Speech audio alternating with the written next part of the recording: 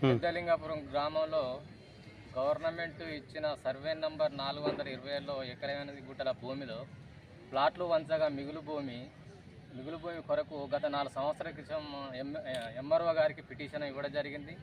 వారు వచ్చి ఆర్ఐ గారు సర్వేర్ గారు వచ్చి హద్దులు చూపించి కనీలు బాతడం కూడా జరిగింది.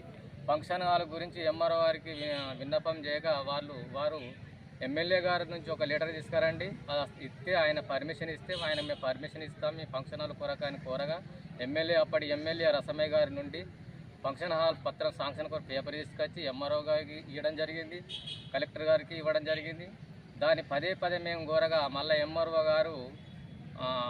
గారు మళ్ళీ జాగా మీది కాదని మళ్ళా చెరుకు రాజిరెడ్డి భూమి అని ఫస్ట్ చెప్పింది వాళ్ళే తీసి మళ్ళీ తిరిగి వాళ్ళు చెప్పేది కూడా చెరుకు రాజు వాళ్ళే చెప్తున్నారు.